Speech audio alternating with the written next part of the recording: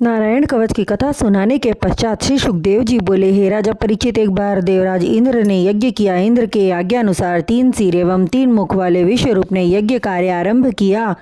वे एक मुख से सोमरस पीते थे, दूसरे मुख से मदिरा तथा तीसरे मुख से अन्न आदि खाद्य पदार्थों का भक्षण करते थे। एक दिन किसी दैत्य ने विश्वरूप के पास जाकर कहा, हे महाराज, आप असुर कुल की कन्या से उत्पन्न हुए हैं, इसलिए हम असुरों के कल्याण हेतु कुछ ऐसा कार्य यज्ञ की आहुति देते समय करें जिससे आहुति का भाग दैत्यों को भी प्राप्त हो। उस दैत्य का कथन मानकर देवताओं की प्रसन्नता के लिए मंत्रोच्चार उच्च स्वर में करते किंतु दैत्यों के नाम का उच्चारण भी धीमे स्वर में करते, जिस कारण यज्ञ संपादित होने के पश्चात भी देवताओं का तेज न बढ़ा।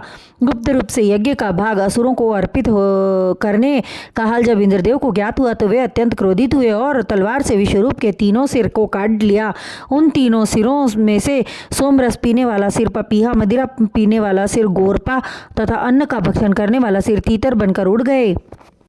किंतु ब्रह्म हत्या के पाप के बोझ तले दबकर इंद्रदेव का स्वरूप बदल गया और देवताओं के 1 वर्ष तक वे ब्रह्म हत्या के पाप से मुक्त नहीं हो सके। तब इंद्र सहित अन्य देवताओं ने जाकर ब्रह्मा जी से अनुनय विनय की। ब्रह्मा जी ने हत्या के पाप को 4 टुकड़ों में बांटकर एक भाग पृथ्वी को दे दिया, जिससे पृथ्वी पर कहीं कहीं ऊसर हो गया। ऐसे स्थान पर पूजन आदि शुभ कार्य नहीं करना चाहिए। और पृथ्वी को यह वरदान दिया कि तेरे उबड़ खाबड़ गड्ढे कुछ दिन में स्वयं भर जाया करेंगे। पाप का दूसरा टुकड़ा वृक्षों को प्रदान किया, जिस कारण कटने पर या छिलने पर अथवा स्वतः गोंद निकलता है, जो पाप का अंश होता है।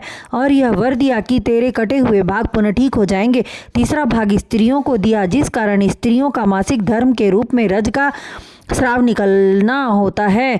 इसी कारण प्रत्येक माह में स्त्रियां रजस्वला होती हैं। और यह वरदान दिया कि उनका कामदेव सदा सर्वदा जागृत रहेगा। पहले स्त्रियां केवल ऋतुकाल में सहवास करती थीं, किंतु ब्रह्मा से सदैव सहवास सुख प्राप्त करने का वरदान मिल गया तथा पाप का चौथा भाग उन्होंने जल को दिया। पाप रूप में जल का फेन ऊपरी सतह पर दिखाई देता है। पुनश्च ब्रह्मा जी ने जल को वरदान दिया कि उसकी जल सदा वृद्धि होती रहेगी। उस विश्वरूप के पिता श्री त्वष्टा महाराज के पुत्र के मारे जाने का समाचार प्राप्त हुआ तो वे अत्यंत क्रोधित हुए। क्रोधवश उनके नेत्र लाल हो गए और इंद्र को मारने हेतु हवन किया और अपने मंत्र बल से एक काले रंग के भयानक दैत्य को अग्निकुंड से उत्पन्न किया। उसके नेत्र भयानक थे और दाढ़ें अत्यंत विकराल थी। उसके चिल्लाने से पृथ्वी कंपायमान हो जाती। मुंह खोलने से प्रतीत होता जैसे भयानक गुफा हो। उस भयानक दैत्य का आकार पर्वत के समान था। अग्निकुंड से वह हाथ में खड्ग लिए हुए बाहर निकला। वह एक तीर के बराबर प्रतिदिन बढ़ता था, इसलिए त्वष्टा जी ने उसका नाम वृत्तासुर रखा और आज्ञा देते हुए अपने उस तामसी पुत्र से बोले, हे पुत्र, तेरे भाई विश्वरूप को इंद्र ने मारा है, इसलिए तू जाकर इंद्र को मारकर अपने भाई का बदला ले। त्वष्टा की आज्ञा पाकर उसने इंद्र के पास जाकर ललकारा और अकेले ही समस्त देवताओं को हरा दिया।